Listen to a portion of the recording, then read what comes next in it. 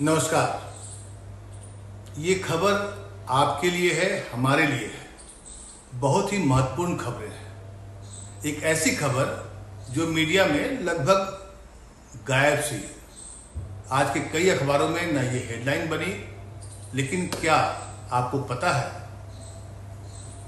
कि आप और हम जब सर्दी, खांसी, जुकाम, बुखार में बिना डॉक्टर से पूछे हुए पैरासीटामोल जो खाते हैं या सिट्रिजिन खा रहे हैं, तो अब ऐसा गलती ना करें, क्योंकि ये खबर है 140 करोड़ देशवासियों की सेहत से जुड़ी हुई है। आपको जानकर हैरानी होगी कि करीब 48 दवाएं सैंपल में फेल पाई गई हैं। आप सारा काम छोड़ दीजिए, ये खबर ध्यान से पढ़िए और अपने मित्रों, अपने परिजनों को जरूर दिखाइए, बताइए, समझाइए, ताकि आप और आपकी फैमिली सुरक्षित रह सके। खबर यह है कि देश में 53 दवाएं सेंट्रल ड्रग्स स्टैंडर्ड्स कंट्रोल की जांच में फेल हो गई है।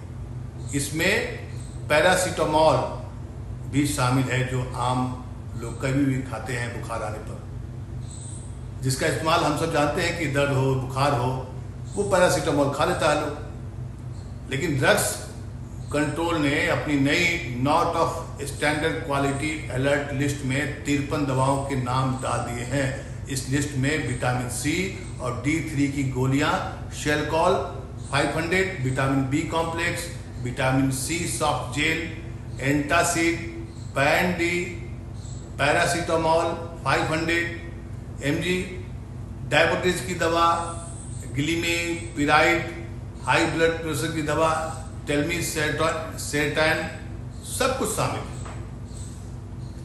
यहां तक कि पेट के इन्फेक्शन में इलाज की दवा मेट्रोनिडाजोल भी क्वालिटी टेस्ट में फेल हो गई है। CDSCO ड्रग कंट्रोल जो कमिटी है, अथॉरिटी जो है, उसने क्वालिटी टेस्ट में फेल दवाओं की 2 लिस्ट जारी की है। पहली लिस्ट में 48 दवाएं हैं, जबकि दूसरी लिस्ट में 5 दवाएं हैं। अब दूसरी लिस्ट में जिन 5 दवाओं के नाम हैं, उनमें इसे बनाने वाली कंपनियों के जवाब भी शामिल किए गए हैं। और कंपनियों ने क्या कहा है, जरा सुनिए। कंपनियों ने अपने बचाव में कहा है कि प्रोडक्ट का बैच उनके यहां से तैयार नहीं किया गया है और ये दवा नकली है। तो आप क्या कर रहे थे महाराज? अब आपको जानकारी होगी कि हमारी कंपनी का ये दवा नकली है। समझिए कितना बड़ा खेल है, कितनी बड़ी खबर है, और हमसे, आपसे, तमाम लोगों से जुड़ी हुई ये खबर है। खबर बहुत बड़ी है। Antibiotics, sugar, blood pressure, vitamin की दवाइयां, तमाम दवाइयां टेस्ट में फेल हो गई है। आपको हम बता दें कि इसके पहले, अभी एक महीने पहले केंद्रीय स्वास्थ्य मंत्रालय की संस्था ने कई दवाओं के इस्तेमाल को बैन किया था। तब क्या कहा गया था कि इन दवाओं में जो सॉल्ट है, उसके कॉम्बिनेशन का आपके शरीर पर बुरा असर पड़ सकता है। पेट दर्द की दवा भी क्वालिटी टेस्ट में फेल पाई गई।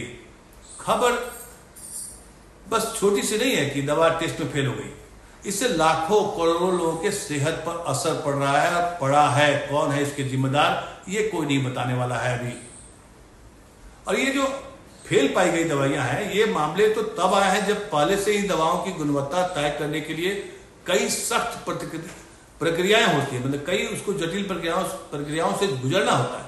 इसमें कच्चे माल की जांच और निर्माण होता है, उसका इंस्पेक्शन होता है।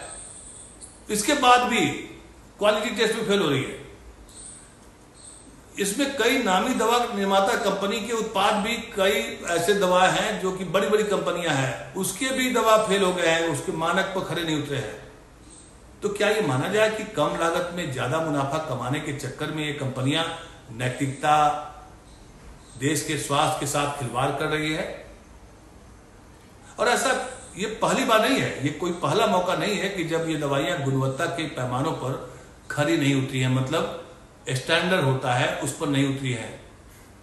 जितनी भी जो दवाइयां जो फेल हुई हैं, इसकी बिक्री और स्टॉक रखने पर भी रोक के परंपरागत आदेश भी जारी हो जाएंगे।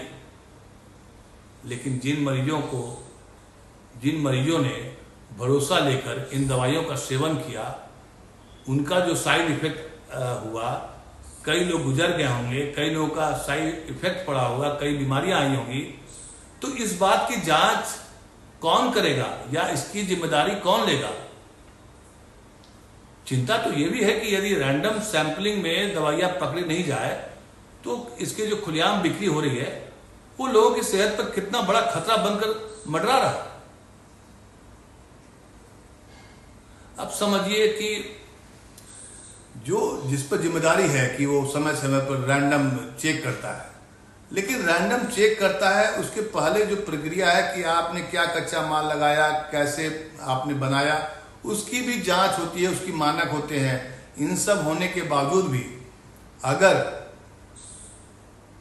अगर दवाइयां टेस्ट में फेल हो जाती हैं, रैंडम मतलब अचानक कोई दवा बाजार से उठाता है ड्रग कंट्रोल कमेटी और उसके बाद फिर उस पर मालूम होता है कि तो गलत दवा बनी है, तो जो निरीक्षण हुआ था, जो लैब में जब बनता है कच्चे माल का जो टेस्ट होता है, उस समय क्या हुआ, कौन जिम्मेदार थे? और क्या इस देश में स्वास्थ्य के साथ खिलवाड़ करना, और फिर यही कंपनियां, आपको याद होगा इलेक्ट्रल बॉन्ड का अभी जो कुछ दिन चुनाव के पहले जो मामला उछला था, उसमें साफ साफ आया था कि जिन ड्रग कंपनियों का दवा टेस्ट में फेल हो गया था, जैसे ही उन्होंने इलेक्ट्रल बॉन्ड में चंदा दिया, उनके ड्रग टेस्ट जो फेल हुए थे वो पास कर दिए गए। अब बड़ा हंगामा मचा था, लेकिन चूंकि चुनाव का मौसम था, चुनाव खत्म हुआ, मामला खत्म हो गया। आपको याद होगा, आप इलेक्ट्रल बॉन्ड का अभी भी लिस्ट इलेक्शन कमीशन की वेबसाइट पर पड़ा हुआ है, आप खोल कर देखेंगे तो आपको ये खेल का पूरा ताना बाना समझ में आएगा कि ये कोई नई बात नहीं है, लेकिन ये सरासर खिलवाड़ है, सरासर खिलवाड़ है इस देश के लोगों के भावनाओं के साथ, स्वास्थ्य के साथ। और जिम्मेदारी के नाम पर कहीं कोई जिम्मेदार व्यक्ति आपको कुछ बोलता हुआ दिखाई नहीं पड़ेगा, न सरकार के मंत्री, न सरकार का भोंपू मीडिया इस पर कोई सवाल उठाएगा कि कौन लोग जिम्मेदार हैं। आखिर कैसे रैंडम सैंपलिंग का टेस्ट फेल हुआ है? मतलब आप समझिए इस बात को कि ड्रग कंट्रोल जो इसका जांच करती है, उसने बाजार से उठाया, लेकिन इसके पहले जो जांच प्रक्रिया होती है कि जो कच्चा माल आप लगाते हैं, फिर निर्माण कैसे करते हैं, उस तमाम प्रोसेस की भी जांच होती है, तब जाकर दवा बाजार में आया जाता है, लाया जाता है, उस समय भी टेस्ट होता है। मतलब पूरे कुएं में भांग मिला हुआ है, एक कहावत है ना कि पूरे कुएं में ही भांग मिला हुआ। मतलब आप किससे सवाल करेंगे? तो सवाल मैं नहीं कर रहा हूं, मैं आपको चेता रहा हूं, आपको बता रहा हूं कि आने वाले समय में जब भी आपको कोई दर्द हो, सीने में दर्द हो, बुखार हो या पेट में दर्द हो, तो दवा खरीदने के पहले एक बार डॉक्टर साहब से जरूर पूछिएगा कि डॉक्टर साहब अब बताइए, आपको पता है कि ये दवा फेल है? ये इतनी बड़ी खबर है, लेकिन आज जब मैंने अखबारों में इसको पढ़ने की, जानने की कोशिश की कि कहीं हेडलाइन बनी होगी, कायदे से तो देश के लोगों को जानकारी देने के लिए इस खबर का होना बहुत जरूरी था, लेकिन ऐसी कहीं कोई खबर मुझे कई अखबारों में नहीं देखने को मिली। टेलीविजन चैनल पर तो इस पर विमर्श ही नहीं हो रहा है, बस पॉलिटिकल पार्टी के कुछ नेताओं ने बयान दिया, सरकार पर आरोप लगाया, प्रत्यारोप लगाया, मामला खत्म। चुनाव जीतना है, हर एक पॉलिटिकल पार्टी इसके पीछे पड़ा हुआ है, लेकिन आपके और हमारे स्वास्थ्य के साथ जो खिलवाड़ हो रहा है उस पर क्या कहा जाए। आपको याद होगा अभी जो इलेक्ट्रल बॉन्ड का जो मामला आया था, उसमें 23 फार्मा कंपनियों ने और एक सुपर स्पेशलिटी हॉस्पिटल ने इलेक्ट्रल बॉन्ड के जरिए करीब 762 करोड़ रुपए का चंदा दिया था राजनीतिक दलों को, 762 करोड़ का। और ये खबर अब कल जब सामने आई तो मैंने इसको पूरा खंगालने की कोशिश किया कि हो सकता है कि अगले दिन ये बड़ी हेडलाइन बनेगी, लेकिन अफसोस देखिए कि खबर की हेडलाइन भी कहीं नहीं दिखाई पड़ी। खबर की हेडलाइन तो मोदी जी हैं, राहुल जी हैं और अरविंद केजरीवाल जी। देश के लोगों का स्वास्थ्य पर बुरा असर पड़ेगा और देश के लोगों को आगाह किया जाना चाहिए था। और ड्रग कंट्रोल जो है या स्वास्थ्य मंत्री कौन है? तो स्वास्थ्य मंत्री कौन है? जेपी नड्डा साहब, भारतीय जनता पार्टी की जेपी नड्डा साहब। न कोई प्रतिक्रिया, न कोई जांच का, न सवाल, न जवाब, न जिम्मेदारी।